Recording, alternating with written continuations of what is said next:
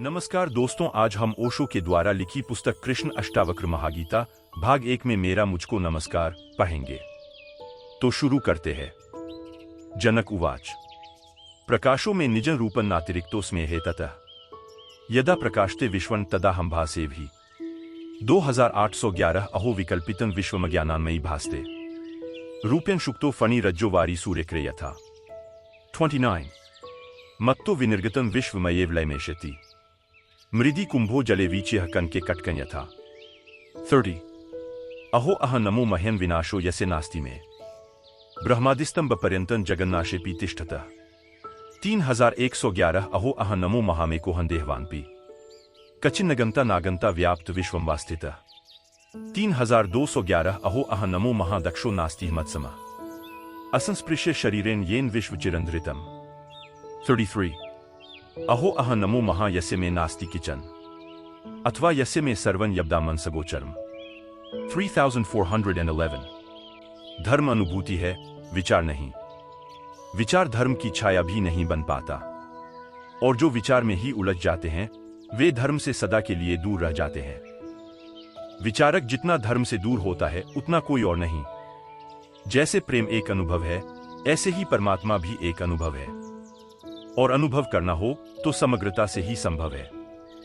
विचार की प्रक्रिया मनुष्य का छोटा सा अंश है, और अंश भी बहुत सतही, बहुत गहरा नहीं। अंश भी अंतस्थल का नहीं, केंद्र का नहीं, परिधि का न हो तो भी आदमी जी सकता है। और अब तो विचार करने वाले यंत्र निर्मित हुए हैं। उन्होंने तो बात बहुत साफ कर दी कि विचार तो यंत्र भी कर सकता है, मनुष्य की कुछ गरिमा नहीं। अरिस्टोटल या उस जैसे विचारकों ने मनुष्य को विचारवान प्राणी कहा है। अब उस परिभाषा को बदल देना चाहिए, क्योंकि अब तो कंप्यूटर विचार कर लेता है, और मनुष्य से ज्यादा दक्षता से, ज्यादा निपुणता से मनुष्य से तो भूल भी होती है। कंप्यूटर से भूल की संभावना नहीं। मनुष्य की गरिमा उसके विचार में नहीं है, मनुष्य की गरिमा उसके अनुभव में है। जैसे तुम स्वाद लेते हो किसी वस्तु का, तो स्वाद केवल विचार नहीं है। घटा तुम्हारे रोइंग रोइंग में घटा, तुम स्वाद से मगन हुए। जैसे तुम शराब पी लेते हो तो पीने का परिणाम तुम्हारे विचार में ही नहीं होता, तुम्हारे हाथ पैर भी डामवांडोल होने लगते हैं। शराबी को चलते देखा, शराब रोइंग रोइंग तक पहुंच गई।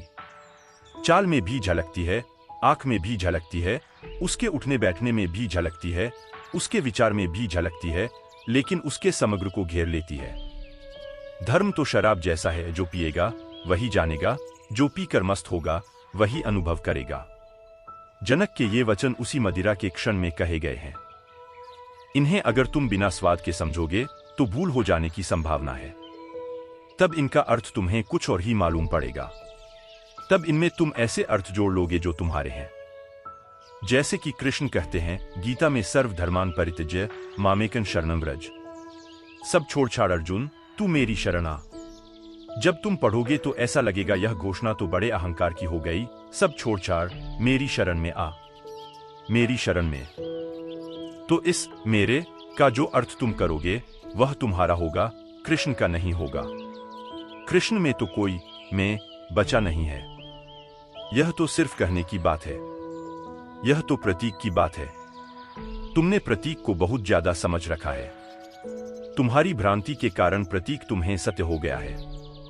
कृष्ण के लिए केवल व्यवहारिक है, पारमार्थिक नहीं। तुमने देखा, अगर कोई आदमी राष्ट्रीय झंडे पर थूक दे तो मारकाट हो जाए, झगड़ा हो जाए, युद्ध हो जाए। राष्ट्रीय झंडे पर थूक दिया, लेकिन तुमने कभी सोचा कि राष्ट्रीय झंडा राष्ट्र का प्रतीक है, और राष्ट्र पर तुम रोज थूकते हो। कोई झगड़ा खड़ा नहीं करता, पृथ्वी पर तुम थूक दो, कोई झगड़ा खड़ा नहीं होता। जब भी तुम थूक रहे हो, तुम राष्ट्र पर ही थूक रहे हो कि भी थूको। राष्ट्र पर थूकने से कोई झगड़ा खड़ा नहीं होता। राष्ट्र का जो प्रतीक है, संकेत मात्र, ऐसे तो कपड़े का टुकड़ा है, लेकिन उस पर अगर कोई थूक दे तो युद्ध भी हो सकते हैं। मनुष्य प्रतीकों को बहुत मूल्य दे देता है, इतना मूल्य जितना उनमें नहीं है। मनुष्य अपने अंधेपन में प्रतीकों में जीने लगता है। कृष्ण जब मैं शब्द का प्रयोग करते हैं तो केवल व्यावहारिक है। बोलना है इसलिए करते हैं, कहना है इसलिए करते हैं, लेकिन कहने और बोलने के बाद वहां कोई मैं नहीं है। अगर तुम आंख में आंख डालकर कृष्ण की देखोगे तो वहां तुम किसी मैं को न पाओगे। वहां परम सन्नाटा है, शून्य है, वहीं में विसर्जित हुआ है। इसलिए तो इतनी सरलता से कृष्ण कह पाते हैं कि आ मेरी शरण आ जा। जब वे कहते हैं कि आ मेरी शरण आ जा, तो हमें लगेगा बड़े अहंकार की घोषणा हो गई, क्योंकि हम में का जो अर्थ जानते हैं वही अर्थ तो करेंगे। जनक के ये वचन तो तुम्हें और भी चकित कर देंगे। ऐसे वचन पृथ्वी पर दूसरे हैं ही नहीं। कृष्ण ने तो कम से कम कहा था, आ मेरी शरण आ। जनक के ये वचन तो कुछ ऐसे हैं कि तुम भरोसा न करोगे। इन वचनों में जनक कहते हैं कि अहो अहो मेरा स्वभाव, अहो मेरा प्रकाश, आश्चर्य, यह मैं कौन हूं? मैं अपनी ही शरण जाता हूं। नमस्कार मुझे, यह तुम हैरान हो जाओगे। इन वचनों में जनक अपने को नमस्कार करते हैं। यहां तो दूसरा भी नहीं बचा। बार बार कहते हैं, मैं आश्चर्यमय हूं, मुझको नमस्कार है। अहो अह नमो महाविनाशो यस्य नास्ति में। मैं इतने आश्चर्य से भर गया हूं, मैं स्वयं आश्चर्य हूं। मैं अपने को नमस्कार करता हूं, क्योंकि सभी नष्ट हो जाएगा तब भी मैं बचूंगा। ब्रह्मा से लेकर कण तक सब नष्ट हो जाएगा, फिर भी मैं बचूंगा। मुझे नमस्कार है। मुझ जैसा दक्ष कौन? संसार में हूं और अलिप्त, जल में कमलवतः मुझे नमस्कार है। मनुष्य जाति ने ऐसी उद्घोषणा कभी सुनी नहीं। अपने को ही नमस्कार, तो तुम कहोगे यह तो अहंकार की हद हो गई। दूसरे से कहते तब भी ठीक था, यह अपने ही पैर छू लेना। ऐसा उल्लेख है रामकृष्ण के जीवन में कि एक चित्रकार ने रामकृष्ण का चित्र उतारा।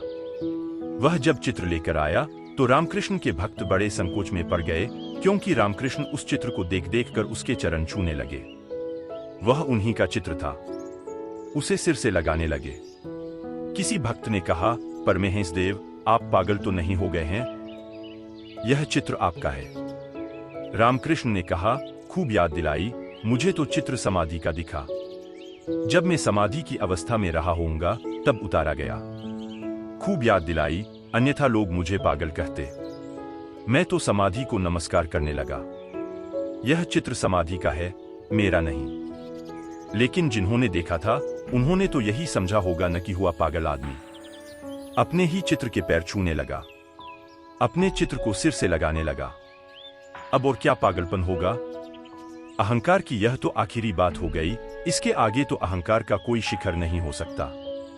जनक इन वचनों में मस्ती में बोल रहे हैं। एक स्वाद उत्पन्न हुआ है, मगन हो गए हैं। नाच सकते होते मीरा जैसे तो नाचे होते, गा सकते होते चैतन्य जैसे तो गाते, बांसुरी बजा सकते कृष्ण जैसी तो बांसुरी बजाते। हर व्यक्ति की अलग अलग संभावना है अभिव्यक्ति की। जनक सम्राट थे, सुसंस्कृत पुरुष थे, सुशिक्षित पुरुष थे, प्रतिभावान थे, नवनीत थे प्रतिभा के। तो उन्होंने जो वचन कहे वे मनुष्य जाति के इतिहास में स्वर्ण अक्षरों में लिखे जाने योग्य हैं। इन वचनों को समझने के लिए तुम अपने अर्थ बीच से हटा देना। करना है हमें कुछ दिन संसार का नजारा। इंसान का जीवन तो दर्शन का झरोखा है। ये अक्ल भी क्या शे है जिसने दिले रंगों को हर काम से रोका है, हर बात पे टोका है। आरास्ता ए मानी तखील है, शायर की लफ्जों में उलझ जाना फन काफियागों का है। ये अक्ल भी क्या शे है जिसने दिले रंगों को हर काम से रोका है, हर बात पे टोका है। जब भी हृदय में कोई तरंग उठती है तो बुद्धि तत्क्षण रोकती है। जब भी कोई भाव गहन होता है बुद्धि तत्क्षण दखलंदाजी करती है। ये अक्ल भी क्या शे है जिसने दिले रंगों को हर काम से रोका है, हर बात पे टोका है। तुम इस अक्ल को थोड़ा किनारे रख देना, थोड़ी देर को ही सही, क्षण भर को ही सही। उन क्षणों में ही बादल हट जाएंगे, सूरज का दर्शन होगा। अगर इस अक्ल को तुम हटा कर न रख पाओ तो यह टोकती ही चली जाती है। टोकना इसकी आदत है, टोकना इसका स्वभाव है, दखलंदाजी इसका रस है। और धर्म का संबंध है हृदय से, वह तरंग खराब हो जाएगी। उस तरंग पर बुद्धि का रंग चढ़ जाएगा और बात खो जाएगी। तुम कुछ का कुछ समझ लोगे। आरास्ता ए मानी तखील है शायर की। जो वास्तविक कवि है, मनीषी है, ऋषि है, वह तो अर्थ पर ध्यान देता है। आरास्ता ए मानी तखील है शायर की। उसकी कल्पना में तो अर्थ के फूल खिलते हैं, अर्थ की सुगंध उठती है। लफ्जों में उलझ जाना फन काफियागों का है। लेकिन जो तुकबंद है काफियागो, वह शब्दों में ही उलझ जाता है। वह कवि नहीं है। तुकबंद तो शब्दों के साथ शब्दों को मिलाए चला जाता है। तुकबंद को अर्थ का कोई प्रयोजन नहीं होता, शब्द से शब्द मेल खा जाएं, बस काफी है। बुद्धि तुकबंद है, काफियागो है। अर्थ का रहस्य, अर्थ का राज तो हृदय में छिपा है। तो बुद्धि को हटाकर सुनना तो ही तुम सुन पाओगे। मैंने सुना है, मुल्ला नसरुद्दीन एक कपड़े वाले की दुकान पर गए और एक कपड़े की ओर इशारा करके पूछने लगे, भाई इस कपड़े का क्या भाव है? दुकानदार बोला, मुल्ला 5 रुपए मीटर। मुल्ला ने कहा, 4.5 रुपए में देना है। दुकानदार बोला, बड़े मियाँ 4.5 में तो घर में पड़ता है। तो मुल्ला ने कहा, ठीक, फिर ठीक। तो ठीक है, घर से ही ले लेंगे। आदमी अपना अर्थ डाले चला जाता है। एक रोगी ने एक दांत के डॉक्टर से पूछा कि क्या आप बिना कष्ट के दांत निकाल सकते हैं? डॉक्टर ने कहा, हमेशा नहीं, अभी कल की ही बात है। एक व्यक्ति का दांत मरोड़ कर निकालते समय मेरी कलाई उतर गई। डॉक्टर का दर्द अपना है। दांत निकलवाने जो आया है उसकी फिक्र दूसरी है, उसका दर्द अपना है। मुल्ला नसरुद्दीन को एक जगह नौकरी पर रखा गया। मालिक ने कहा, जब तुम्हें नौकरी पर रखा गया था तब तुमने कहा था कि तुम कभी थकते नहीं और अभी अभी तुम मेज पर टांग पसार कर सो रहे थे। मुल्ला ने कहा, मालिक मेरे न थकने का यही तो राज है। हम अपने अर्थ डाले चले जाते हैं और जब तक हम अपने अर्थ डालने बंद न करें तब तक शास्त्रों के अर्थ प्रकट नहीं होते। शास्त्र को पढ़ने के लिए एक विशेष कला चाहिए। शास्त्र को पढ़ने के लिए धारणारहित, धारणा शून्य चित्त चाहिए। शास्त्र को पढ़ने के लिए व्याख्या करने की जल्दी नहीं, श्रवण का, स्वाद का, संतोषपूर्वक, धैर्यपूर्वक आस्वादन करने की क्षमता चाहिए। सुनो इन सूत्रों को। प्रकाश मेरा स्वरूप है। मैं उससे अलग नहीं हूं। जब संसार प्रकाशित होता है तब वह मेरे प्रकाश से ही प्रकाशित होता है। प्रकाशों में निजन रूपन नातिरिक्तोस्म्य है, ततः यह सारा जगत मेरे ही प्रकाश से प्रकाशित है। कहते हैं जनक, निश्चित ही यह प्रकाश मैं का प्रकाश नहीं हो सकता जिसकी जनक बात कर रहे हैं। यह प्रकाश तो मैं शून्यता का ही प्रकाश हो सकता है। इसलिए भाषा पर मत जाना, काफियागो मत बनना, बुद्धि की दखलंदाजी मत करना। सीधा सादा अर्थ है, इसे इर्छा तिरछा मत कर लेना। प्रकाश मेरा स्वरूप है। कहने को तो ऐसा ही कहना पड़ेगा क्योंकि भाषा तो अज्ञानियों की है, ज्ञानियों की तो कोई भाषा नहीं। इसलिए कभी अगर 2 ज्ञानी मिल जाएं तो चुप रह जाते हैं, बोलें भी क्या। न तो भाषा है कुछ, न बोलने को है कुछ, न विषय है बोलने के लिए कुछ, न जिस भाषा में बोल सकें वह है। कहते हैं फरीद और कबीर का मिलना हुआ था। 2 दिन चुप बैठे रहे, एक दूसरे का हाथ हाथ में ले लेते, गले भी लग जाते, आंसुओं की धार भी बहती, खूब मगन होकर डोलने भी लगते। शिष्य तो घबरा गए। शिष्यों की बड़ी आकांक्षा थी कि दोनों बोलेंगे तो हम पर वर्षा हो जाएगी, कुछ कहेंगे तो हम सुन लेंगे, एक शब्द भी पकड़ लेंगे तो सार्थक हो जाएगा जीवन। लेकिन बोले ही नहीं। 2 दिन बीत गए। वे 2 दिन बड़े लंबे हो गए। शिष्य प्रतीक्षा कर रहे हैं और कबीर और फरीद चुप बैठे हैं। अंततः जब विदा हो गए, कबीर विदा कर आए फरीद को, तो फरीद के शिष्यों ने पूछा, क्या हुआ? बोले नहीं आप, ऐसे तो आप सदा बोलते हैं। हम कुछ भी पूछते हैं तो बोलते हैं, और हम इसी आशा में तो आपको मिलाए कबीर से कि कुछ आप दोनों के बीच होगी बात, कुछ रस बहेगा तो हम अभागे भी थोड़ा बहुत उसमें से पी लेंगे। दोनों किनारों को पास कर दिया था, गंगा बहेगी, हम भी स्नान कर लेंगे, लेकिन गंगा बही ही नहीं। मामला क्या हुआ? फरीद ने कहा, कबीर और मेरे बीच बोलने को कुछ न था, न बोलने की कोई भाषा थी, न पूछने को कुछ था, न कहने को कुछ था बहुत कुछ, धारा बही भी, गंगा बही भी, लेकिन शब्द की न थी, मौन की थी। यही कबीर से उनके शिष्यों ने पूछा कि क्या हुआ, आप चुप क्यों हो गए? आप तो ऐसे हो गए जैसे सदा से गूंगे हों। नातिरिक्तोस्म्य है, ततः मैं उससे अलग नहीं, प्रकाश से अलग नहीं। यह जो प्रकाश का अंतस्रोत है, यह तभी उपलब्ध होता है जब मैं चला जाता है। लेकिन कहो तो कैसे कहो? जब कहना होता है तो मैं को फिर ले आना होता है। जब संसार प्रकाशित होता है तब वह मेरे प्रकाश से ही प्रकाशित होता है। निश्चित ही जनक यहाँ जनक नाम के व्यक्ति के संबंध में नहीं बोल रहे हैं। व्यक्ति तो खो गया, व्यक्ति की लहर तो गई, यह तो सागर बचा। यह सागर हम सबका है। यह घोषणा जनक की उनके ही संबंध में नहीं, तुम्हारे संबंध में भी है। जो कभी हुए उनके संबंध में, जो कभी होंगे उनके संबंध में। यह समस्त अस्तित्व के संबंध में घोषणा है। तुम जरा मिटना सीखो तो इसका स्वाद लगने लगे, और स्वाद लगेगा तो ऐसी घोषणाएं तुमसे भी उठेंगी। इन्हें रोकना मुश्किल है। मंसूर को पता था कि अगर उसने इस तरह की बात कही, अनलेहक अहम ब्रह्मास्मि की मैं ही परमात्मा हूं, तो सूली लगेगी। मुसलमानों की भीड़ उसे बर्दाश्त न कर सकेगी, अंधों की भीड़ उसे देख न पाएगी। फिर भी उसने घोषणा की। उसके मित्रों ने उसे कहा भी ऐसी घोषणा न करो, ऐसी घोषणा खतरनाक होगी। मंसूर भी जानता है कि ऐसी घोषणा खतरनाक हो सकती है, लेकिन यह घोषणा रुक न सकी। जब फूल खिलता है तो सुगंध बिखरेगी ही, जब दिया जलेगा तो प्रकाश फैलेगा ही। फिर जो हो। रहीम का एक वचन है। खैर, खून, खांसी, खुशी, वैर, प्रीत, मधुपान, रहीमन दाबेन दबे, जानत सकल जहान। कुछ बातें हैं जो दबाए नहीं दबती। साधारण मदिरा पी लो तो कैसे दबाओगे? अक्सर ऐसा होता है कि शराब पीने वाला जितना दबाने की कोशिश करता है उतना ही प्रकट होता है। ख्याल किया तुमने? शराबी बड़ी चेष्टा करता है कि किसी को पता न चले, संभल कर बोलता है, उसी में पता चलता है। संभल कर चलता है, उसी में डावांडोल हो जाता है। होशियारी दिखाना चाहता है कि किसी को पता न चले। मुल्ला नसरुद्दीन एक रात पी कर घर लौटा तो बहुत विचार करके लौटा कि आज पत्नी को पता न चलने देगा। क्या करना चाहिए? सोचा कि चलकर कुरान पढ़ूं। कभी सुना कि शराबी और कुरान पढ़ता हो? जब कुरान पढ़ूंगा तो साफ हो जाएगा कि शराब पीकर नहीं आया हूं। कभी शराबियों ने कुरान पढ़े। घर पहुंचा, प्रकाश जलाकर बैठ गया, कुरान पढ़ने लगा।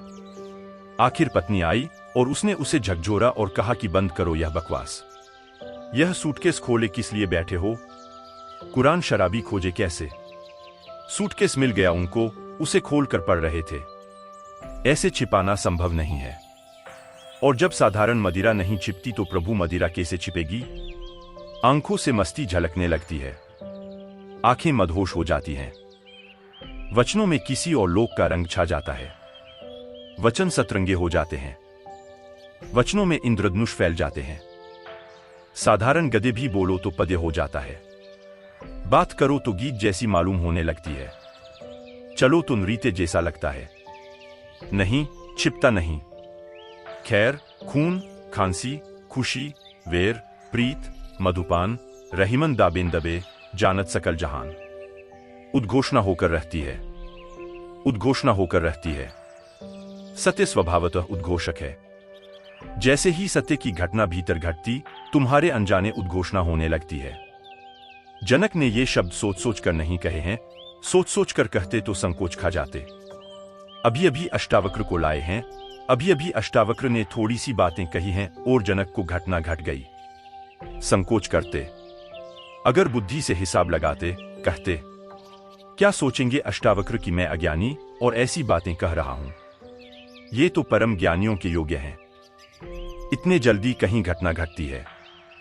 अभी सुना और घट गई, ऐसा कहीं हुआ है? समय लगता है, जन्म जन्म लगते हैं। बड़ी दूभर यात्रा है। खड्ग की धार पर चलना होता है। सब बातें याद आई होती और सोचकर कहा होता कि इतने दूर तक ऐसी घोषणा मत करो। लेकिन यह घोषणा अपने से हो रही है। यह मैं तुम्हें याद दिलाना चाहता हूं। जनक कह रहे हैं, ऐसा कहना ठीक नहीं। जनक से कहा जा रहा है, ऐसा कहना ठीक है। आश्चर्य है कि कल्पित संसार अज्ञान से मुझमें ऐसा भासता है जैसे सीपी में चांदी, रस्सी में सांप, सूर्य की किरणों में जल भासता है। अहो विकल्पितम विश्वमज्ञानामयी भासते रूपेण शुक्तो फणी रज्जोवारी सूर्यक्रे यथा। जैसे सीपी में चांदी का भ्रम हो जाता, रस्सी में कभी अंधेरे में सांप की भ्रांति हो जाती है और मरुस्थल में सूर्य की किरणों के कारण कभी कभी मरुद्यान का भ्रम हो जाता है, मृग मरीचिका पैदा हो जाती है। आश्चर्य है। यह घटना इतनी आकस्मिक घटी है, यह घटना इतनी तीव्रता से घटी है, यह जनक को बोध इतना त्वरित हुआ है कि जनक संभल नहीं पाए, आश्चर्य से भरे हैं। जैसे एक छोटा सा बच्चा परियों के लोक में आ गया हो और हर चीज लुभावनी हो और हर चीज भरोसे के बाहर हो। तरतुलियन ने कहा है, जब तक परमात्मा का दर्शन नहीं हुआ तब तक अविश्वास रहता है, और जब परमात्मा का दर्शन हो जाता है तब भी अविश्वास रहता है। उसके शिष्यों ने पूछा, हम समझे नहीं। हमने तो सुना है कि जब परमात्मा का दर्शन हो जाता है तो विश्वास आ जाता है। तरतुलियन ने कहा, जब तक दर्शन नहीं हुआ अविश्वास रहता है कि परमात्मा हो कैसे सकता है। असंभव। अनुभव के बिना कैसे विश्वास।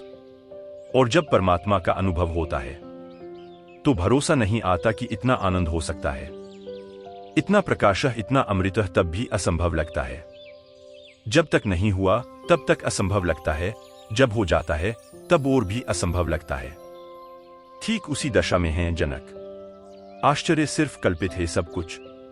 मैं ही केवल सत्य हूं, साक्षी मात्र सत्य है और सब भासमान और सब माया। मुझसे उत्पन्न हुआ यह संसार मुझ में वैसे ही लय को प्राप्त होगा जैसे मिट्टी में घड़ा, जल में लहर, सोने में आभूषण लय होते हैं। फर्क देख रहे हैं?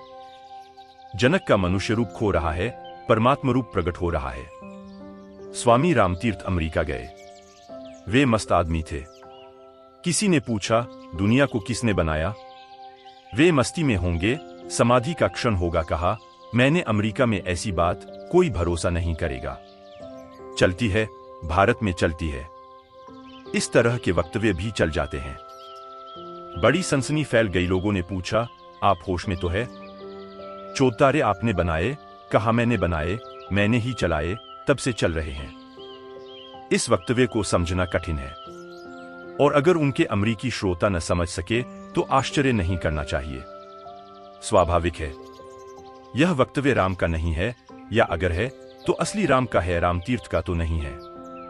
इस घड़ी में रामतीर्थ लहर की तरह नहीं बोल रहे हैं, सागर की तरह बोल रहे हैं, सनातन शाश्वत की तरह बोल रहे हैं, सामयिक की तरह नहीं बोल रहे, शरीर और मन में सीमित परिभाषित मनुष्य की तरह नहीं बोल रहे, शरीर और मन के पार अपरिभाषित अज्ञेय की भांति बोल रहे हैं।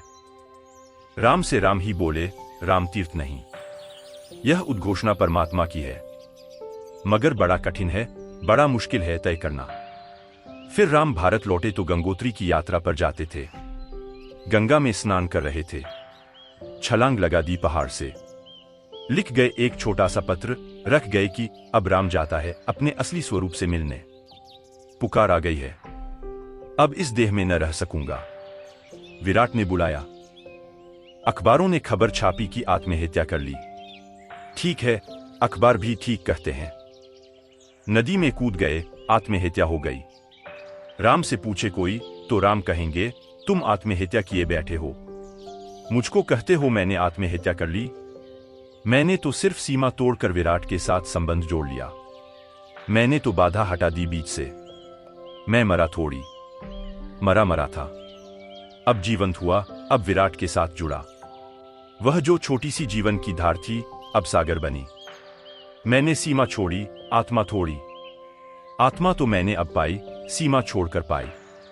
इसलिए इसे सदा याद रखना जरूरी है कि जब कभी तुम्हारे भीतर समाधि सघन होती है, जब समाधि के मेघ तुम्हारे भीतर गिरते हैं, तो जो वर्षा होती है वह तुम्हारे अहंकार, अस्मिता की नहीं है। वह वर्षा तुमसे पार से आती है, तुमसे अतीत है। इस घड़ी में जनक का व्यक्तित्व तो जा रहा है। मुझसे उत्पन्न हुआ यह संसार मुझ में वैसे ही लय को प्राप्त होगा जैसे मिट्टी में घड़ा, जल में लहर, सोने में आभूषण लय होते हैं। न था कुछ तो खुदा था, कुछ न होता तो खुदा होता। डुबोया मुझको होने ने, न होता मैं तो क्या होता। डुबोया मुझको होने ने। हम कहेंगे रामतीर्थ ने आत्महत्या कर ली। रामतीर्थ कहेंगे डुबोया मुझको होने ने। यह तो डूबकर गंगा में मैं पहली दफे हुआ। जब तक था तब तक डूबा था। न था कुछ तो खुदा था, कुछ न होता तो खुदा होता। डुबोया मुझको होने ने। न होता मैं तो क्या होता। खुदा होते, परमात्मा होते। यह जो होने की सीमा है, इस सीमा को जब वस्त्र की भांति कोई उतार कर रख देता है तो सत्य के दर्शन होते हैं। जैसे सांप अपनी केंचुली से निकल जाता है सरक कर, ऐसी ही घटना जनक को घटी। अष्टावक्र ने कैटेलिटिक की तरह काम किया होगा। वैज्ञानिक कैटेलिटिक एजेंट की बात करते हैं। वे कहते हैं कि कुछ तत्व किन्हीं घटनाओं में सक्रिय रूप से भाग नहीं लेते, लेकिन उनकी मौजूदगी के बिना घटना नहीं घटती। तुमने देखा, वर्षा में बिजली चमकती है। वैज्ञानिक कहते हैं कि ऑक्सीजन और हाइड्रोजन के मिलने से पानी बनता है, लेकिन हाइड्रोजन और ऑक्सीजन का मिलन तभी होता है जब बिजली मौजूद हो। अगर बिजली मौजूद न हो तो मिलन नहीं होता। यद्यपि बिजली कोई भी हिस्सा नहीं लेती, हाइड्रोजन और ऑक्सीजन के मिलने में बिजली कोई भी हाथ नहीं बटाती, सिर्फ मौजूदगी। इस तरह की मौजूदगी को वैज्ञानिकों ने नाम दिया है कैटेलिटिक एजेंट। गुरु कैटेलिटिक एजेंट है। वह कुछ करता नहीं, पर उसकी बिना मौजूदगी के कुछ होता भी नहीं। उसकी मौजूदगी में कुछ हो जाता है। यद्यपि करता वह कुछ भी नहीं, लेकिन सिर्फ उसकी मौजूदगी। इसे समझना, सिर्फ उसकी ऊर्जा तुम्हें घेरे रहती है। उस ऊर्जा के घेराव में तुम में बल उत्पन्न हो जाता है, बल तुम्हारा है। गीत फूटने लगते हैं, इंगीत तुम्हारे हैं। घोषणाएं घटने लगती है, इन घोषणाएं तुम्हारी हैं। लेकिन गुरु की मौजूदगी के बिना शायद घटती भी नहीं। अष्टावक्र की मौजूदगी ने कैटेलिटिक एजेंट का काम किया। देखकर उस सोज्ञ, शांत, परम अवस्था को जनक को अपना भूला घर याद आ गया होगा। झांक कर उन आंखों में देखकर अपरंपार विस्तार, अपनी भूली बिसरी संभावना स्मरण में आ गई होगी। सुनकर अष्टावक्र के वचन सत्य में पगे, अनुभव में पगे स्वाद जग गया होगा। कहते हैं, एक व्यक्ति ने सिंह पाल रखा था। छोटा सा बच्चा था, आंखें भी न खुली थीं तब उसे घर ले आया था। उस सिंह ने कभी मांसाहार न किया था, खून का उसे कोई स्वाद भी न था। वह शाकाहारी सिंह था। शाक सब्जी खाता, रोटी खाता। उसे पता ही न था। पता का कोई कारण भी न था।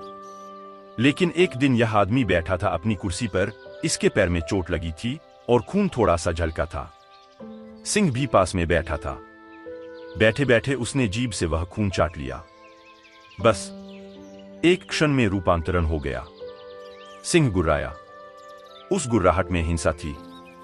अभी तक वह जैनी था, अचानक सिंह हो गया।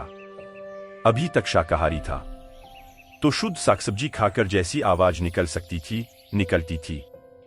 हालांकि अभी कोई मांसाहार कर नहीं लिया था, जरा सा खून चखा था, लेकिन याद आ गई। रोए रोए में सोई हुई सिंह की विस्मृत क्षमता जाग गई। कोई जग उठा। किसी ने अंगड़ाई ले ली। जो सोया था उसने आंख खोली। वह गुर्रा कर उठ खड़ा हुआ। फिर उसने हमले शुरू कर दिए। फिर उसे घर में रखना मुश्किल हो गया। फिर उसे जंगल में छोड़ देना पड़ा। इतने दिन तक वह सोया सोया था। आज पहली दफा उसे याद आई कि मैं कौन हूं। अष्टावक्र की छाया में जनक को याद आई कि मैं कौन हूं। और ये वचन अगर जनक ने सोचकर कहे होते तो कह ही न सकते थे। संकोच पकड़ लेता। यह कोई आसान है कहना। मुझसे उत्पन्न हुआ यह संसार मुझ में वैसे ही लय को प्राप्त होगा, जैसे मिट्टी में घड़ा, जल में लहर और सोने में आभूषण लय होते हैं। अष्टावक्र की छाया, अष्टावक्र की मौजूदगी जगा गई। सोया था जो जन्मों जन्मों से सिंह, गर्जना करने लगा। अपने स्वरूप की याद आ गई, आत्मस्मृति हुई। यही तो सत्संग का अर्थ है। सत्संग को पूरब में बहुत मूल्य दिया गया है। पश्चिम की भाषाओं में सत्संग के लिए कोई ठीक ठीक शब्द ही नहीं है, क्योंकि सत्संग का कोई मूल्य पश्चिम में समझा नहीं गया। सत्संग का अर्थ इतना ही है, जिसने जान लिया हो उसके पास बैठकर स्वाद संक्रामक हो जाता है। जिसने जान लिया हो उसकी तरंगों में डूबकर तुम्हारे भीतर की सोई हुई विस्मृत तरंगें सक्रिय होने लगती हैं, कंपन आने लगता है। सत्संग का इतना ही अर्थ है कि जो तुमसे आगे जा चुका हो उसे जाया हुआ देखकर तुम्हारे भीतर चुनौती उठती है, तुम्हें भी जाना है। रुकना फिर मुश्किल हो जाता है। सत्संग का अर्थ गुरु के वचन सुनने से उतना नहीं जितनी गुरु की मौजूदगी पीने से है, जितना गुरु को अपने भीतर आने देने, जितना गुरु के साथ एक लय में बद्ध हो जाने से है। गुरु एक विशिष्ट तरंग में जी रहा है। तुम जब गुरु के पास होते हो तब उसकी तरंगें तुम्हारे भीतर भी वैसी ही तरंगों को पैदा करती हैं। तुम भी थोड़ी देर को ही सही किसी और लोक में प्रवेश कर जाते हो। गेस्टाल्ट बदलता है, तुम्हारे देखने का ढांचा बदलता है। थोड़ी देर को तुम गुरु की आंखों से देखने लगते हो, गुरु के कान से सुनने लगते हो। मैं तुमसे यह कहना चाहता हूं कि जब जनक ने ये वचन बोले तो ये वचन भी अष्टावक्र के ही वचन है। कहते तो हैं जनक उवाच, लेकिन मैं तुम्हें याद दिलाना चाहता हूं यह अष्टावक्र उवाच ही है, वह जो अष्टावक्र ने कहा था। और वह जो अष्टावक्र की मौजूदगी थी वहीं इतनी सघन हो गई है कि जनक तो गए, जनक तो बह गए बाढ़ में, उनका तो कोई पता ठिकाना नहीं है, वह घर तो गिर गया। यह तो कोई और ही बोलने लगा, मुझसे उत्पन्न हुआ यह संसार मुझ में वैसे ही लय को प्राप्त होगा जैसे मिट्टी में घड़ा, जल में लहर, सोने में आभूषण लय होते हैं। मैं वो गुमगुस्ता मुसाफिर हूं कि आप अपनी मंजिल हूं, मुझे हस्ती से क्या हासिल, मैं खुद हस्ती का हासिल है। मैं वो गुमगुस्ता मुसाफिर हूं, मैं एक ऐसा भटका यात्री हूं, भूला भटका यात्री बटोही, कि आप अपनी मंजिल हूं कि मुझे पता नहीं, लेकिन हूं मैं अपनी मंजिल। मंजिल कहीं बाहर नहीं है। भटका हूं इसलिए कि भीतर झांक कर नहीं देखा है, अन्यथा भटकने का कोई कारण नहीं है। भटका हूं इसलिए कि आंख बंद करके नहीं देखा है। भटका हूं इसलिए कि अपने को पहचानने की कोई कोशिश नहीं की, और वहां खोज रहा हूं मंजिल जहां मंजिल हो नहीं सकती। वो गुमगुस्ता मुसाफिर हूं कि आप अपनी मंजिल हूं। यही तो भटकाव का कारण है कि मंजिल भीतर है, हम बाहर खोज रहे हैं। रोशनी भीतर जल रही है, प्रकाश बाहर पड़ रहा है। बाहर प्रकाश को पड़ते देखकर हम दौड़े जा रहे हैं कि प्रकाश का स्रोत भी बाहर ही होगा। बाहर जो प्रकाश पड़ रहा है वह हमारा है। बाहर से जो गंध आ रही है वह हमारी दी हुई गंध है, वह प्रतिफलन है, प्रतिध्वनि है। हम उस प्रतिध्वनि के पीछे भाग रहे हैं। यूनानी कथा है नार्सिसस की। एक युवक बहुत सुंदर बड़ी मुश्किल में पड़ गया है। वह बैठा है एक झील के किनारे, शांत सुंदर झील, तरंग भी नहीं। उसमें अपनी छाया देखी, वह मोहित हो गया अपनी छाया पर। वह अपनी छाया से प्रेम करने लगा। वह इतना पागल हो गया कि वहां से हटे ही ना। उसे भूख प्यास भूल गई। वह मजनू हो गया और अपनी ही छाया को लेला समझ लिया। छाया सुंदर थी, बार बार वह झील में उतरे उसे पकड़ने को, लेकिन जब उतरे तो झील कंप जाए, लहरें उठाएं, छाया खो जाए, फिर किनारे पर बैठ जाए। जब झील शांत हो तब फिर दिखाई पड़े। कहते हैं वह पागल हो गया, ऐसे ही वह मर गया। तुमने नार्सिसस नाम का पौधा देखा होगा, पश्चिमी पौधा है। वह नदी के किनारे होता है, नार्सिसस की याद में ही उसको नाम दिया गया। वह नदी के किनारे ही होता है और झांककर अपनी छाया, अपने फूलों को पानी में देखता रहता है। लेकिन हर आदमी नार्सिसस है। जिसे हम खोज रहे वह भीतर है। जहां हम खोज रहे वहां केवल प्रतिबिंब है, वहां केवल प्रतिध्वनियों है। निश्चित ही प्रतिध्वनियों को खोजने का कोई उपाय नहीं, जब तक हम मूल स्रोत की तरफ ना आए। मैं वो गुमगुस्ता मुसाफिर हूं कि आप अपनी मंजिल हूं, मुझे हस्ती से क्या हासिल, जीवन से मुझे क्या लेना देना है। मैं खुद हस्ती का हासिल हूं, मैं खुद जीवन का निष्कर्ष हूं। जीवन से मुझे कुछ लेना देना नहीं है। जीवन के माध्यम से मुझे कुछ अर्थ नहीं खोजना है। मैं खुद जीवन का अर्थ हूं। मैं खुद जीवन की निष्पत्ति हूं, निष्कर्ष हूं, उसका आखिरी फूल हूं, अंतिम चरण हूं, उच्चतम शिखर हूं। लेकिन जो व्यक्ति जीवन में अर्थ खोज रहा है वह निरंतर अर्थहीनता को अनुभव करता है। यही तो हुआ आधुनिक युग में, अर्थ खो गया है। लोग कहते हैं जीवन में अर्थ कहां। ऐसी दुर्घटना पहले कभी न घटी थी। ऐसा नहीं कि पहले बुद्धिमान आदमी न थे, बहुत बुद्धिमान लोग हुए हैं, उनके साथ तुलना भी करनी कठिन है। बुद्ध भी हुए हैं, जरथुस्त्र भी हुए हैं, लाओत्सु भी हुए हैं, अष्टावक भी हुए हैं। बुद्धि के और क्या शिखर हो सकते हैं, इससे बड़ी और क्या मेधा होगी। लेकिन कभी किसी ने नहीं कहा कि जीवन में अर्थ नहीं है। आधुनिक युग के जो बुद्धिमान लोग हैं, सात्र हों, कामू हों, काफका हों, वे सब कहते हैं कि जीवन में कोई अर्थ नहीं है। अर्थहीन, वितंडा, मूर्ख के द्वारा कही गई कथाएं, tale told by an idiot. एक मूर्ख के द्वारा कहा गया अर्थहीन वक्तव्य, अनर्गल प्रलाप। A tale told by an idiot full of fury and wide signifying nothing. नहीं कुछ अर्थ, नहीं कुछ मूल्य, व्यर्थ की बकवास है, ऐसा है जीवन। क्या हुआ? जीवन अचानक अर्थहीन क्यों मालूम होने लगा? कहीं ऐसा तो नहीं कि अर्थ हम गलत दिशा में खोज रहे हैं? क्योंकि कृष्ण तो कहते हैं जीवन महासार्थक है। क्योंकि कृष्ण तो कहते हैं कि जीवन तो परम अर्थ और विभा से भरा हुआ है, और बुद्ध तो कहते हैं परम शांति, परम आनंद जीवन में छिपा है। अष्टावक्र तो कहते हैं जीवन स्वयं परमात्मा है। कहीं भूल हो रही है, कहीं चूक हो रही है, हम कहीं गलत दिशा में खोज रहे हैं। मुझे हस्ती से क्या हासिल, मैं खुद हस्ती का हासिल हूं। जब हम बाहर खोजते हैं, जीवन अर्थहीन मालूम होता है। जब हम भीतर खोजते हैं, जीवन अर्थपूर्ण मालूम होता है, क्योंकि हम ही जीवन के अर्थ हैं। मैं आश्चर्यमय हूं, मुझको नमस्कार है। ब्रह्मा से लेकर तृण पर्यंत जगत के नाश होने पर भी मेरा नाश नहीं। मैं नित्य हूं। ऐसा अद्भुत वचन न तो पहले कभी कहा गया, न फिर पीछे कभी कहा गया। इस वचन की अद्भुतता देखते हो, मुझको नमस्कार है। निश्चित ही यह जनक का वक्तव्य नहीं है। यह परम घटना घट गई, उस घटना का ही वक्तव्य है। यह समाधिस्थ स्वर है। यह संगीत समाधि का है। अहो अह नमो महाविनाशो यस्य नास्ति में। सब मिटेगा, मैं नहीं मिटूंगा। सब जन्मता है, मरता है, मैं न जन्मता हूं न मरता हूं। आश्चर्यमय हूं, मैं स्वयं आश्चर्य हूं। मुझे मेरा नमस्कार। छोटे से छोटे तृण से लेकर ब्रह्मा तक बनते हैं और मिटते हैं, उनका समय आता और जाता। वे सब समय में घटी हुई घटनाएं हैं, तरंगे हैं। मैं साक्षी हूं। मैं उन्हें बनते और मिटते देखता हूं। वे मेरी ही आंखों के सामने चल रहे अभिनय, खेल और नाटक हैं। मेरी ही आंखों के प्रकाश में वे प्रकाशित होते और लीन हो जाते हैं। ब्रह्मा भी, जिनकी तुम मंदिरों में पूजा करते हो, ब्रह्मा, विष्णु, महेश, वे आते हैं और जाते हैं। सिर्फ एक तत्व इस जगत में न आता न जाता, वह तुम ही हो। तुमसे मुक्त तुम ही, और जब तुमसे मुक्त हो तब तुम पाओगे कि चरणों में अपने ही झुक गए। तब तुम पाओगे भीतर विराजमान है परम प्रभु। तब तुम पाओगे जिसे तुम खोजते थे, वह तुम्हारे भीतर सदा से मौजूद प्रतीक्षा करता था। मैं आश्चर्यमय हूं, मुझको नमस्कार है। मैं आश्चर्यमय हूं। मैं देहधारी होता हुआ भी अद्वैत हूं। दो दिखाई पड़ता हूं, फिर भी अद्वैत हूं। वह दो दिखाई पड़ना सिर्फ ऊपर ऊपर है। जैसे एक वृक्ष में बहुत सी शाखाएं दिखाई पड़ती हैं।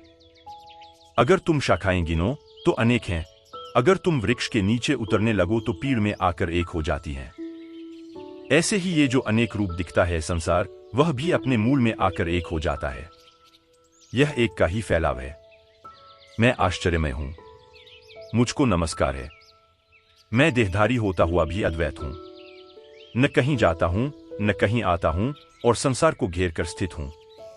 सुनो, जनक कह रहे हैं कि संसार को घेर कर स्थित हूं, संसार को मैंने घेरा है। मैं संसार की परिभाषा हूं। मैं असीम हूं। संसार मेरे भीतर है।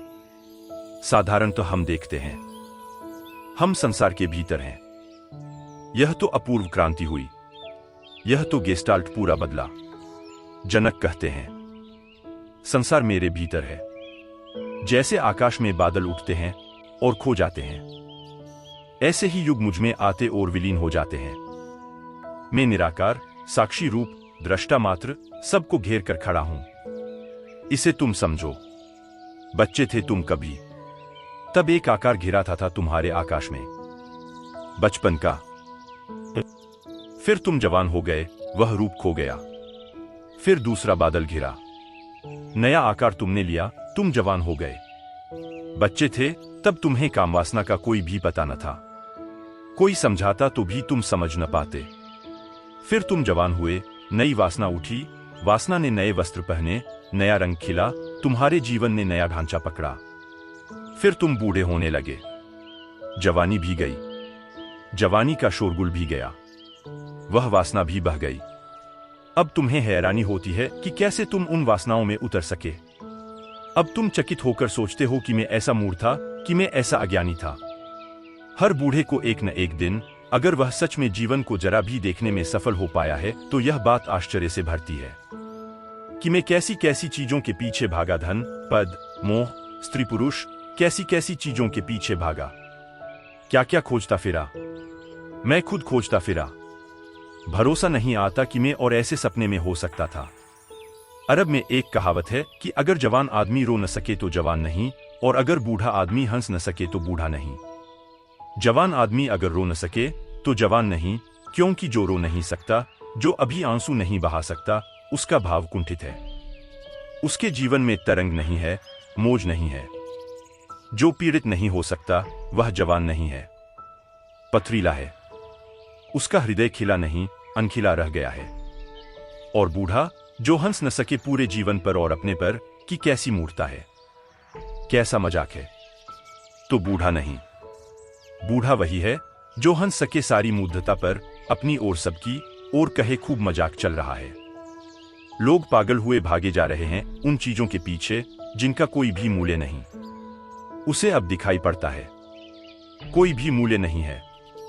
कभी तुम जवान, कभी तुम बूढ़े, कभी बादल एक रूप लेता, कभी दूसरा, कभी तीसरा, लेकिन तुमने ख्याल किया कि भीतर तुम एक ही हो। जिसने देखा था बचपन उसी ने जवानी देखी, जिसने देखी जवानी उसी ने बुढ़ापा देखा। तुम दृष्टा हो, वह जो देखने वाला पीछे खड़ा है वह वहीं का वही है। रात तुम सोते हो तब तुम्हारा दृष्टा सपने देखता है। जब सपने भी नहीं रह जाते, सिर्फ गहरी तंद्रा होती है, सुषुप्ति होती है, तब तुम्हारा दृष्टा सुषुप्ति देखता है कि खूब गहरी नींद। इसीलिए तो सुबह उठकर तुम कभी कहते हो कि रात खूब गहरी नींद लगी। किसने देखी? अगर तुम पूरे के पूरे सो गए थे और तुम्हारे भीतर कोई देखने वाला न बचा था तो किसने देखी, किसने जानी? किसको यह खबर मिली? कौन यह कह रहा है? सुबह उठकर कौन कहता है कि रात में गहरी नींद सोया? अगर तुम सो ही गए थे तो जानने वाला कौन था? जरूर तुम्हारे भीतर कोई जागता रहा, कोई एक कोने में दिया जलता रहा और देखता रहा कि गहरी नींद बड़ी विश्रांतिमयी, बड़ी आह्लादकारी, बड़ी शांत। स्वप्न की भी कोई तरंग नहीं, कोई तनाव नहीं, कोई विचार नहीं, कोई देखता रहा है। सुबह उसी देखने वाले ने कहा है कि रात बड़ी गहरी नींद रही। रात सपने भरे रहे तो सुबह तुम कहते हो रात सपनों में गई, न मालूम कैसे कैसे दुख स्वप्न देखे। जरूर देखने वाला सपनों में खो नहीं गया था, जरूर देखने वाला सपना हो नहीं गया था। देखने वाला अलग ही खड़ा रहा। फिर दिन में तुम खुली आंख की दुनिया देखते हो। दुकान पर तुम दुकानदार हो, मित्र के साथ तुम मित्र हो, शत्रु के साथ तुम शत्रु हो। घर आते हो पत्नी के साथ पति हो, बेटे के साथ पिता हो, पिता के साथ बेटे बेटे हो। फिर हजार हजार रूप, यह भी तुम देखते हो। लेकिन तुम इन सब के पार देखने वाले हो।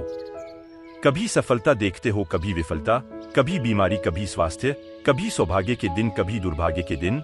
लेकिन एक बात तय है कि ये सब आते और जाते, तुम न आते, तुम न जाते। मैं आश्चर्यमय हूं, मुझको नमस्कार है।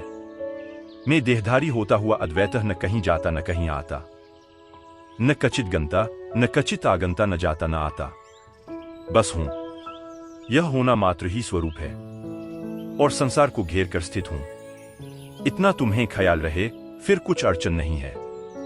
फिर अगर तुम बंधन में पड़े हो अपनी मर्जी से तो बंधन भी बंधन नहीं है। फिर तुम्हारी जो मर्जी, फिर तुम्हें जो करना हो करो।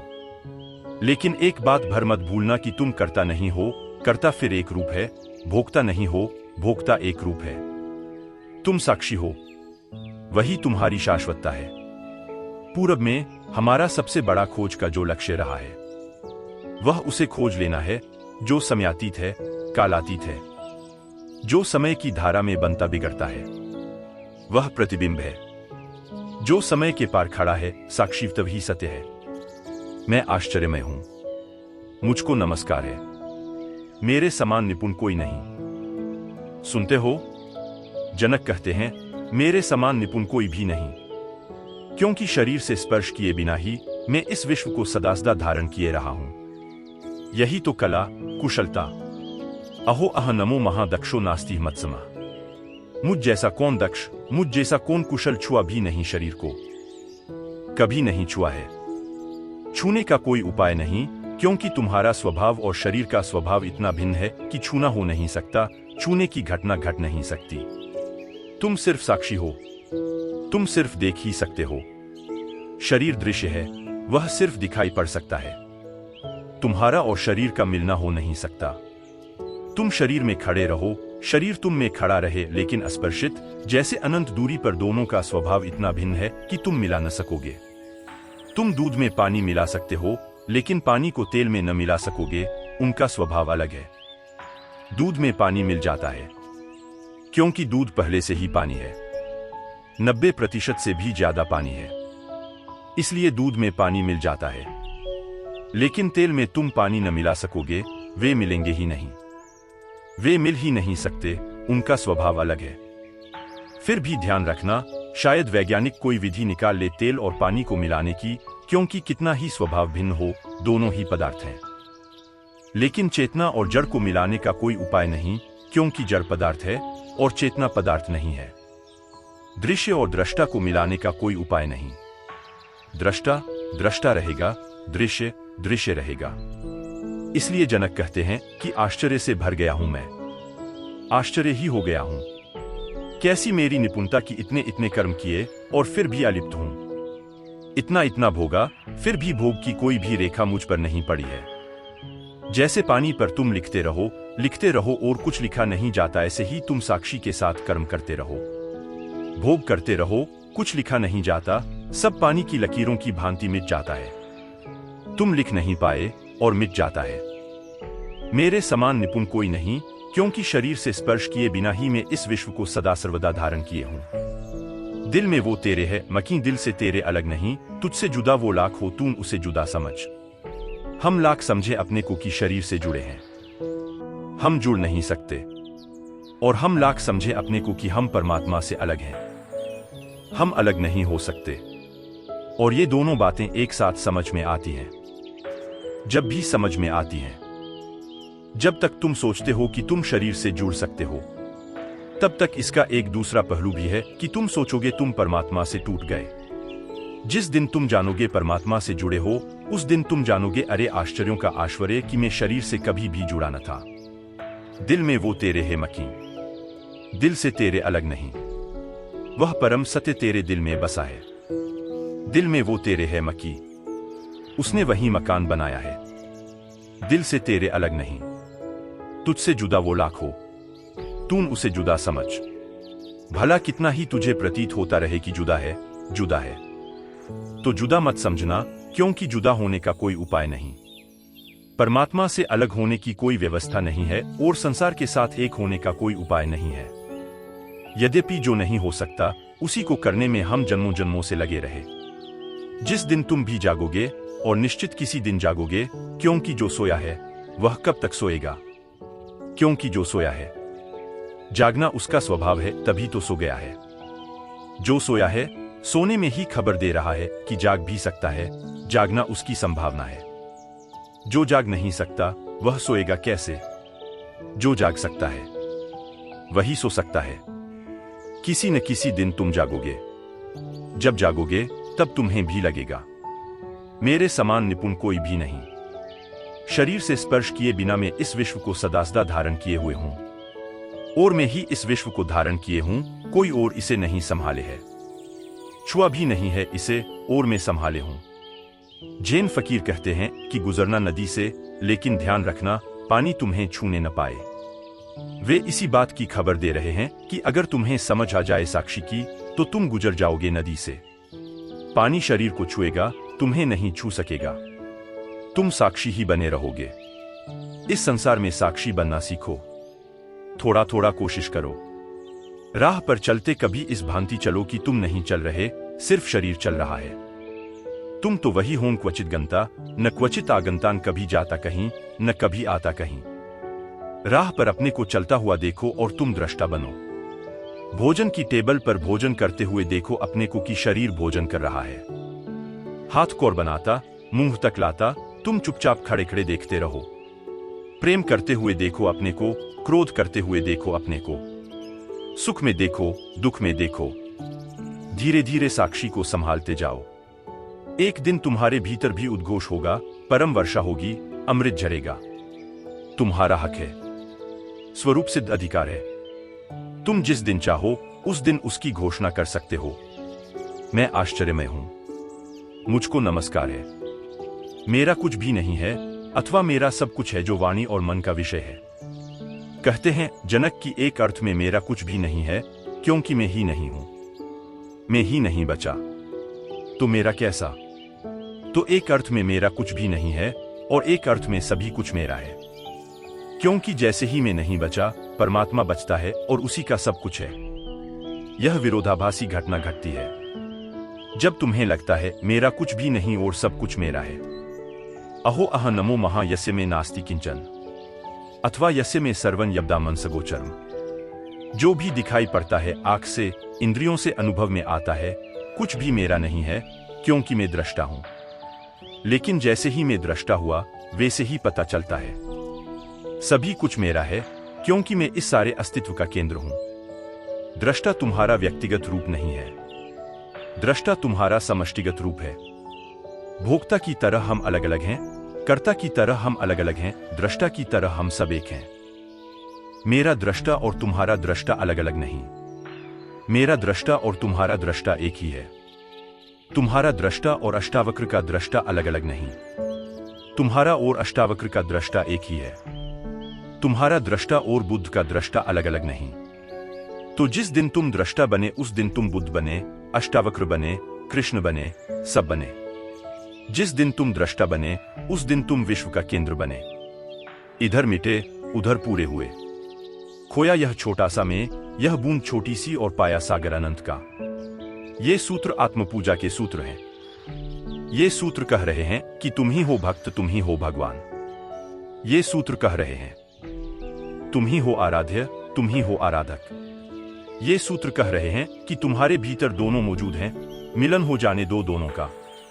ये सूत्र बड़ी अनूठी बात कह रहे हैं। झुक जाओ अपने ही चरणों में, मिट जाओ अपने ही भीतर, डूब जाओ अपने ही भीतर। तुम्हारा भक्त और तुम्हारा भगवान तुम्हारे भीतर है। हो जाने दो मिलन वहां, हो जाने दो सम्मिलन, वहीं घटेगी क्रांति जब भीतर तुम्हारा भक्त और भगवान मिलकर एक हो जाएगा। न भगवान बचेगा न भक्त, कोई बचेगा अरूप, निर्गुण, सीमातीत, कालातीत, समयातीत, क्षेत्रातीत। द्वैत नहीं बचेगा, अद्वैत बचेगा। इन अद्वैत के क्षणों की जो पहली झलकें हैं, उन्हीं को हम ध्यान कहते हैं। इसी अद्वैत की झलकें जब थिर होने लगती हैं तो हम सविकल्प समाधि कहते हैं। और जब इस अद्वैत की झलक शाश्वत हो जाती है, ऐसी थिर हो जाती है कि फिर छूटने का उपाय नहीं रह जाता, तब इसी को हम निर्विकल्प समाधि कहते हैं। यह दो तरह से घट सकता है। या तो मात्र बोधपूर्वक जैसा जनक को घटा है सिर्फ समझ लेने मात्र से, पर बड़ी प्रज्ञा चाहिए, बड़ी प्रखरता चाहिए, बड़ी त्वरा चाहिए, बड़ी धार चाहिए तुम्हारे भीतर फिर चेतने की, तो यह घटना तत्क्षण घट सकती है।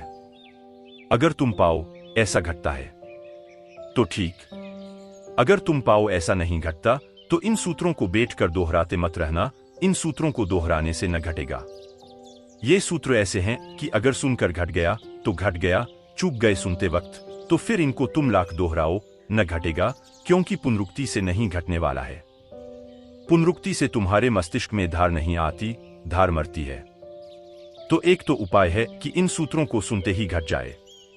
घट जाए तो घट जाए, तुम कुछ कर नहीं सकते उसमें। अगर न घटे तो फिर तुम्हें धीरे धीरे ध्यान, ध्यान से फिर सविकल्प समाधि, सविकल्प समाधि से फिर निर्विकल्प समाधि, उसकी यात्रा करनी पड़े।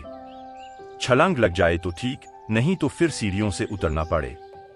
छलांग लग जाए तो लग जाए, किसी को लग सकती है। सभी आश्चर्य संभव है, क्योंकि तुम आश्चर्यों के आश्चर्य हो, इसलिए इसमें असंभव कुछ भी नहीं है।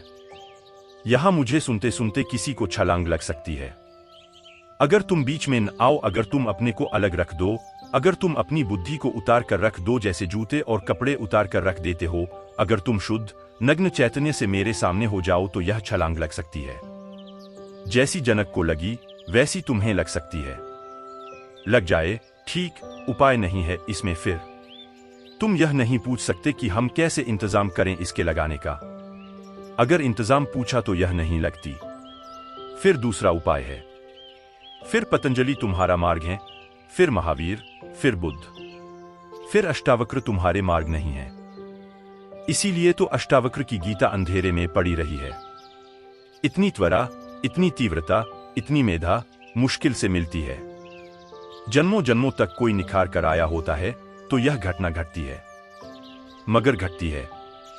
कभी सी में एकाध को, मगर घटती है। ऐसे मनुष्य जाति के इतिहास में बहुत से उल्लेख हैं जब कोई छोटी मोटी घटना ने क्रांति कर दी।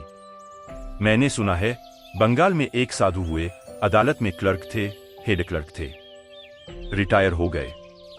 राजा बाबू नाम था। बंगाली थे, सो बाबू। 60 के ऊपर उम्र हो गई थी। एक दिन सुबह घूमने निकले थे।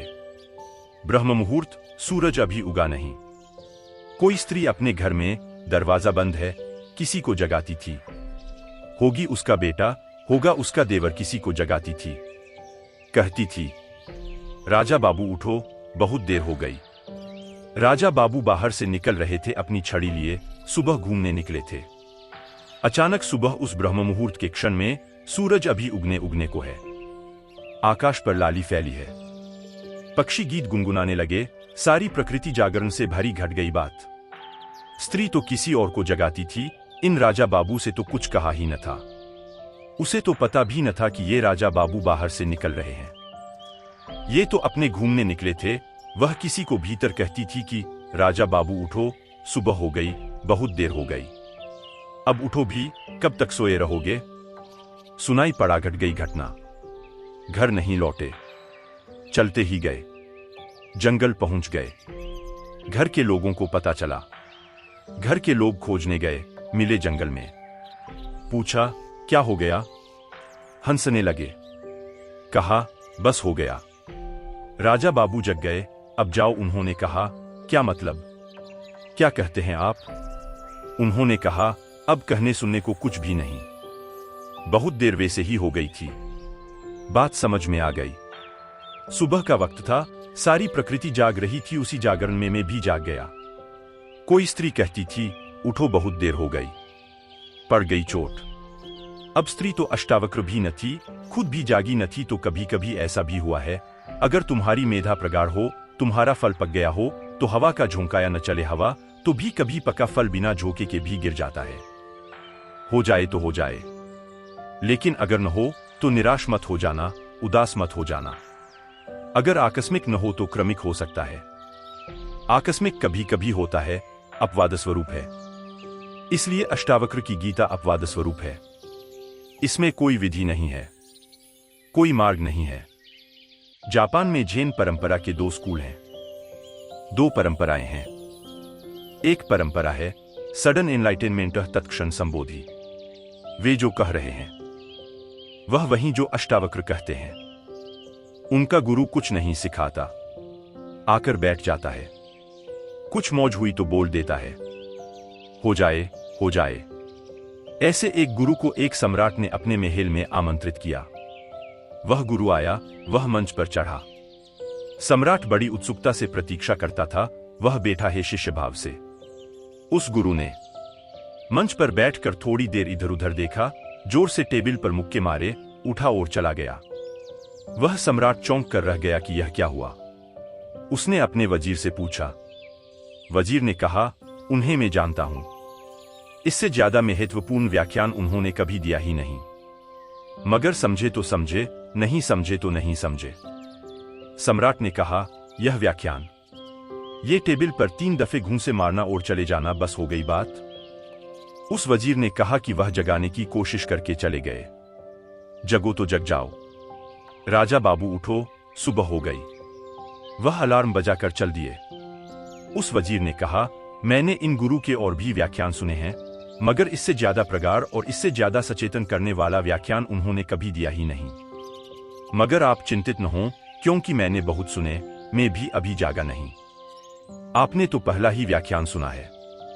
सुनते रहें, हो जाए शायद। यह आकस्मिक घटना है, इसमें कार्य कारण का कोई संबंध नहीं।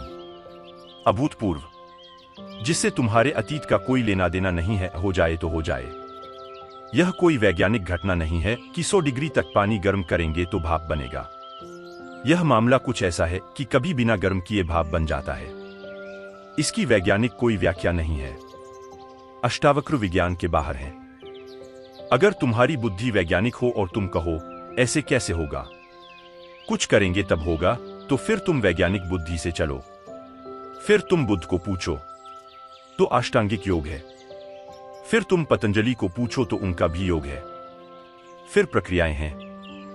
यह योग नहीं है, यह सांख्य का शुद्ध वक्तव्य है। इसलिए अष्टावक्र बहुतों को जगा सके होंगे। ऐसा भी नहीं। कोई एकाध जनक जग गया होगा, बस। जनक जग गया, यह भी बहुत है, जरूरी न था।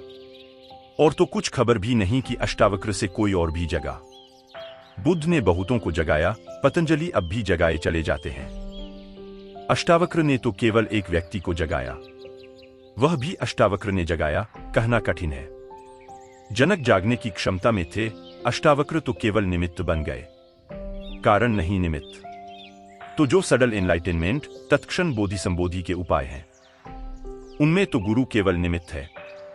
वह कोशिश करेगा हो जाए, हो जाए। कोई विज्ञान नहीं है। न हो तो निराश मत होना। तुम्हें हो ही जाएगा, ऐसा गुरु मानकर भी नहीं चलता है।